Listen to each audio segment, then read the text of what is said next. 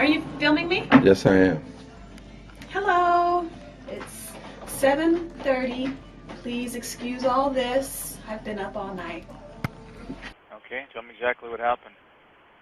My son-in-law called me and texted me and said he'd come get the kids because he shot April, our daughter. That right there is a grandfather on the phone with 911, and the daughter he's talking about is already gone. 2 years after that call, a jury would sit in a Los Angeles courtroom and decide what to do with the man who pulled the trigger, a man that millions of people once looked up to as a good, honest cop on TV. I said I'll shoot you! Get away from me! Go ahead. You wanna die? Shoot. I said I'll shoot you! Shoot!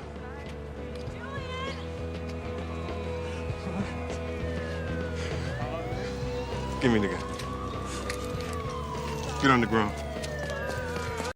We, the jury, in the above entitled action, find the defendant, Michael Andrew Jace, guilty of the crime of murder of April Jace. Now stick with me, because what this man said to his wife in the last few seconds of her life is the part that's going to stay with you long after this video ends. Here's the messed up part before we even get into it. For 7 seasons, Michael Jace played Officer Julian Lowe on the FX show The Shield, one of the most respected cop dramas ever put on television, and he was in damn near every episode. To a lot of fans, he was the heart of that show, the one good man surrounded by dirty cops, the one you rooted for. But the man behind that badge was carrying something a whole lot darker than anybody watching at home could have guessed. And the woman who paid the price for it was the one person trying to hold his whole life together.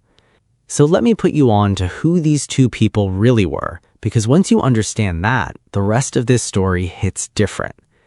April Jace was the real star of this marriage, and that's not me being dramatic. She was a world-class runner who took home gold in the 4x100 relay race at the 2011 World Masters Championships out in Sacramento. And at one point, she was ranked as high as number 5 in the whole United States for her age group. Running wasn't just something she did on the side, it was who she was at her core. And I need you to hold on to that detail because her own husband is the one who would later twist it into the cruelest thing imaginable. When she wasn't on the truck, April was out here changing lives in a quiet way, working as a financial aid counselor at Biola University, a Christian school where everybody loved her. The financial aid boss and the people who knew her describe a woman who poured everything she had into those students, and more than anything, into her 3 kids. She was the kind of person who made the hard, stressful stuff feel a little lighter for everybody around her. Michael was already broke long before April left him, and the paperwork proves it plain as day. Court records that CNN got their hands on show that he filed for bankruptcy back in 2011, owing somewhere around $500,000. And he was behind on the $411,000 mortgage on the same house where he'd eventually kill his wife.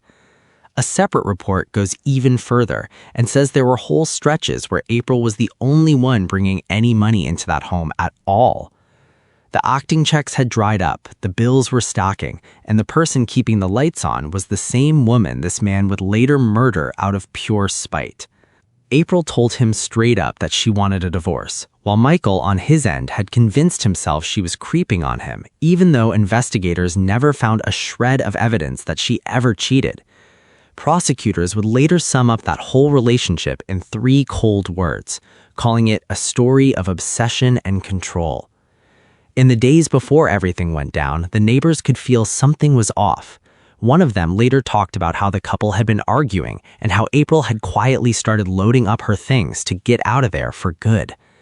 And then it settled down because she took her things and she left. So what do you mean she took her things and left? They said she had some bags and the kids and she got in the car and left. And that, fam, was the real trigger. It wasn't the money or some affair that never happened. It was the simple fact that she was finally walking out the door with those babies, and a man who needed to be in control could not stand the thought of losing the one thing he still felt he owned. What he did with that feeling on the night of May 19th, 2014 is something I still can't fully wrap my head around, and I've been telling these stories a long time. So let's walk through that night the way it actually happened, slow and clear.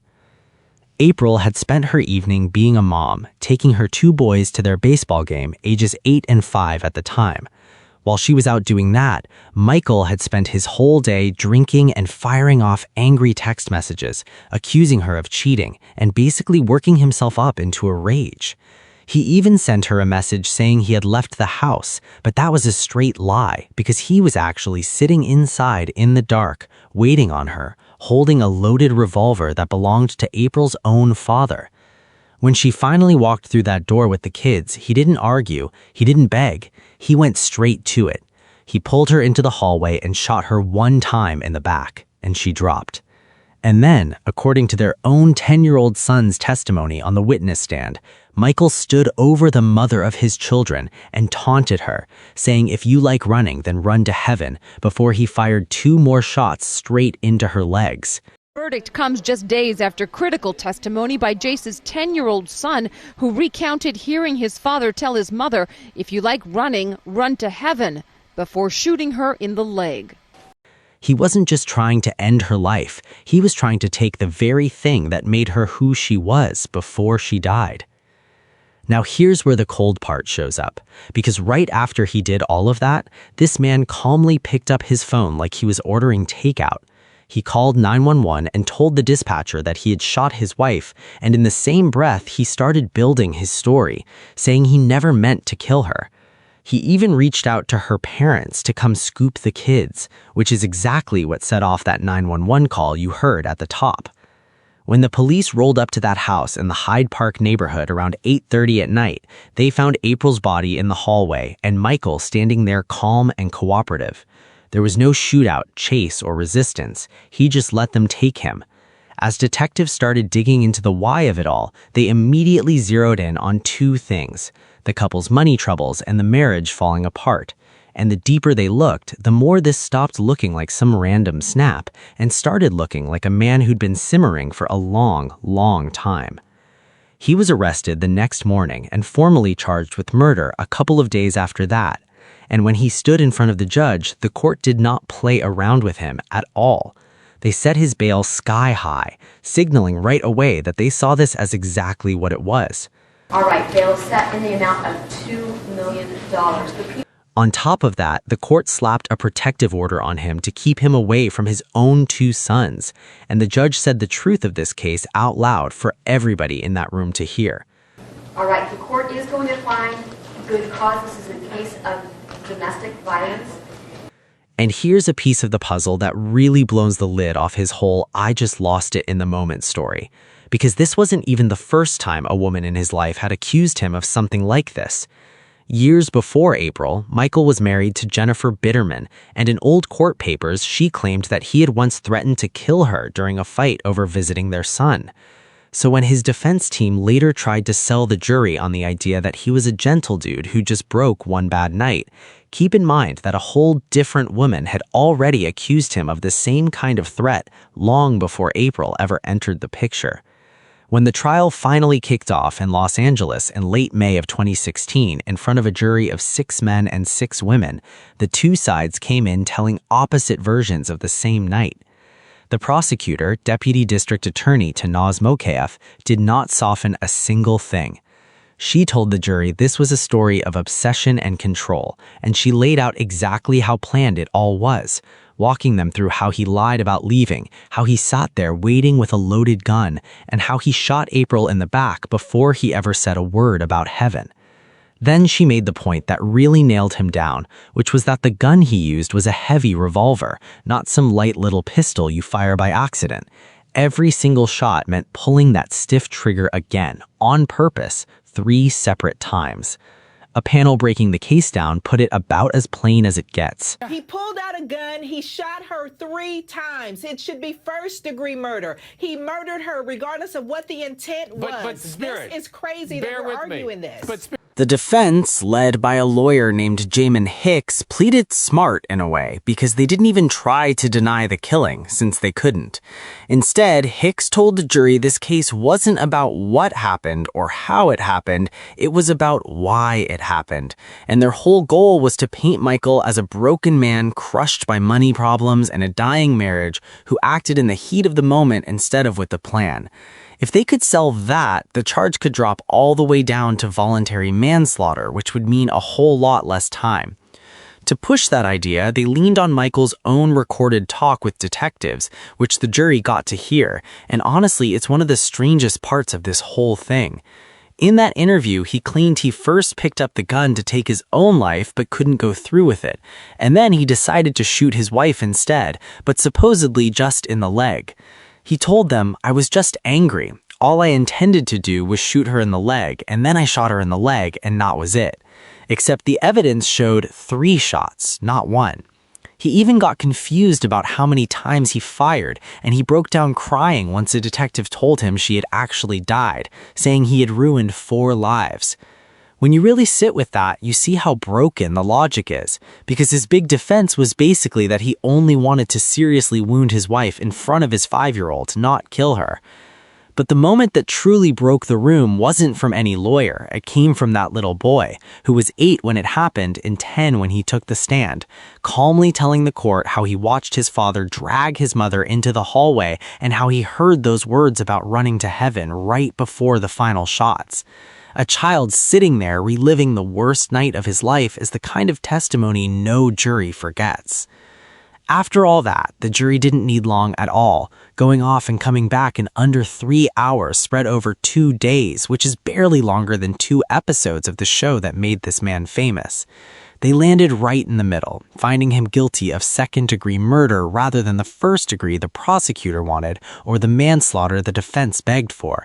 And they made sure to find that he used that gun on purpose, which was about to cost him dearly. For the people who'd followed it, the relief was real. It was definitely a murder, and the right outcome happened. Finally,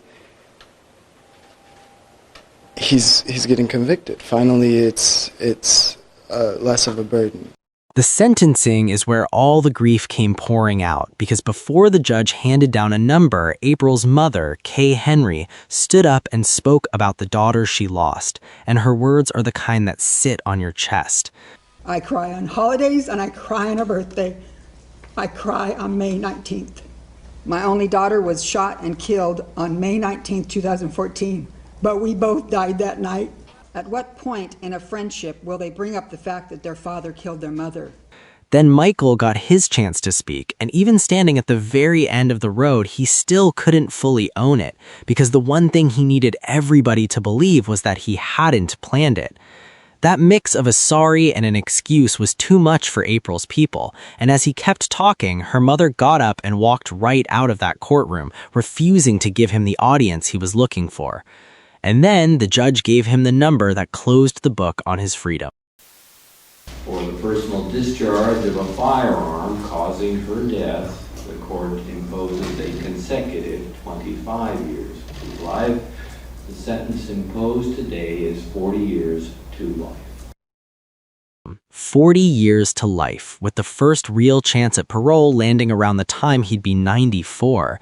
And before you think he just accepted it, know that he spent the years since trying to chip that sentence down, and the courts keep shutting him down every single time. Back in 2019, an appeals court agreed he was guilty but sent the case back to see if a new law could shorten his gun time, and the judge took one look at the facts and said no, pointing out that Michael had told detectives he shot April in the legs on purpose so that, as a runner, she would feel some of his pain. He tried again in 2024 and got denied, and then most recently, in August of 2025, a state appeals panel turned him down one more time, saying flat out that the record shows he was the killer, there was no other suspect, and there was nothing left to argue. As of right now, he's sitting in Corcoran State Prison, exactly where the jury put him. And if this story is starting to feel familiar to you, that's because we've seen this script before in this country, just with bigger names attached. Think back to OJ Simpson, one of the most famous athletes and actors America ever produced. His ex-wife, Nicole Brown Simpson, had a history with him that turned violent, and he actually pled no contest to spousal battery against her back in 1989. She left him and filed for divorce in 1992, and then in 1994, she and a friend named Ron Goldman were found stabbed to death outside her home. Here's a chill down your spine detail for you. Nicole was born on May 19th, the very same date April Jace was later killed. The difference, and it's a big one, is how it ended. OJ went through what they called the trial of the century, and in 1995, a jury found him not guilty, a verdict that split the country down the middle and meant very different things to different communities watching it. All right, Mr. Simpson, would you please stand and face the jury? Mrs. Robertson. Superior Court of California, County of Los Angeles, in the matter of the people of the state of California versus Orenthal James Simpson, case number BA097211. We, the jury, in the above entitled action, find the defendant Orenthal James Simpson not guilty of the crime of murder in violation of Penal Code Section 187A, a felony upon Nicole Brown Simpson, a human being, as charged in count 1 of the information. Superior Court of the State of California, County of Los Angeles, in the matter of the people of the State of California versus Orenthal James Simpson. We, the jury, in the above entitled action, find the defendant Orenthal James Simpson not guilty of the crime of murder in violation of Penal Code Section 187A, a felony upon Ronald Lyle Goldman, a human being, as charged in count 2 of the information. We, the jury, in the above entitled action, further find the special circumstance that the defendant, Orenthal James Simpson, has in this case been convicted of at least one crime of murder of the first degree and one or more crimes of murder of the first or second degree to be not true. Signed this second day of October 1995, Juror 230. Ladies and gentlemen of the jury, is this your verdict? So say you one, so say you all. All right, counsel, Mr. Simpson, would you be seated, please? Let's have it quiet in the courtroom, please. All right, Mrs. Robertson, would you please poll the jurors?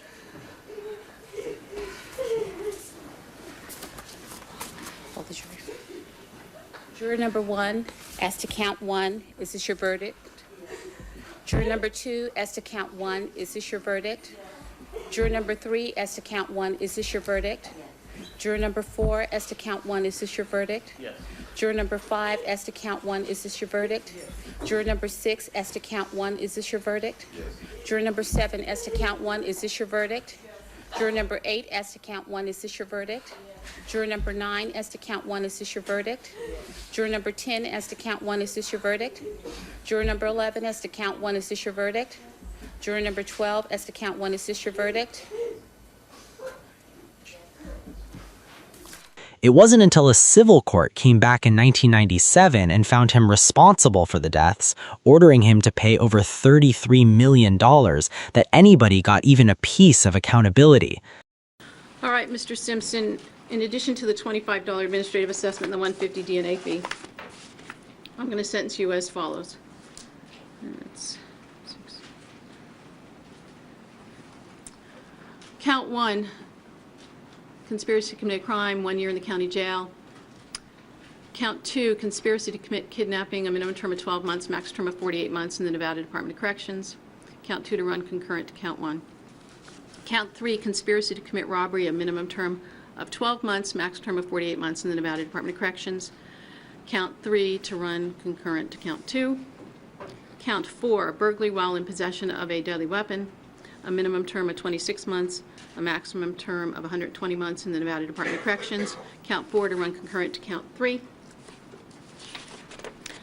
Count 5, the first degree kidnapping with use of a deadly weapon, a fixed term of 15 years, parole eligibility beginning after 5 years, with a consecutive 12 to 72. That'll run concurrent to count 4. Count 6, first degree kidnapping with use of a deadly weapon, a fixed term of 15 years with parole eligibility beginning after 5 years with a consecutive 12 to 72. That'll run concurrent to count 5. Robbery with use of a deadly weapon, a minimum term of 60 months, a maximum term of 180 months in the Nevada Department of Corrections, with a consecutive 12 to 72, and again the enhancement because of the increased harm that the gun posed. Count 7 will run concurrent to Count 6. Count 8, robbery with use of a deadly weapon, a minimum term of 60 months, a max term of 180 months in the Nevada Department of Corrections, with a consecutive 12 to 72. That'll be concurrent to Count 7. The assault with a deadly weapon,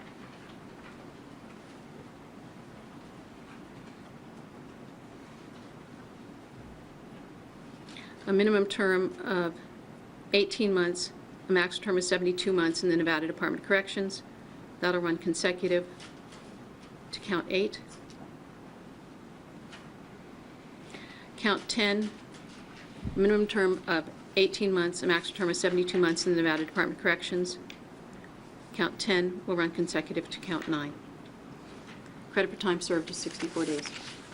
That concludes today's sentencing. Same pattern of a controlling man, a prior history of violence, and a woman trying to move on, but two completely different endings. Michael confessed and got locked up, while OJ walked out of that criminal courtroom a free man. That's the part I really want y'all to take with you, because the lesson in both stories is the same. Domestic violence almost never looks like a movie monster. Sometimes it looks like the football hero everybody cheered for, and sometimes it looks like the good cop you watched on TV every week. And the moment a person starts trying to control whether you're even allowed to leave, that is the moment to take dead serious before it ever gets to a night like this one. April Jace tried to run towards a better life, and she had every right to make it there. She was a world champion, a counselor who lifted people up, and a mother who loved fiercely. And no matter what her husband tried to take from her, that's how she's remembered. Before you go, tap the card showing up on your screen right now. It's the next case I think you need to see. And trust me, it gets crazier. Click it now, and I'll meet you on the other side.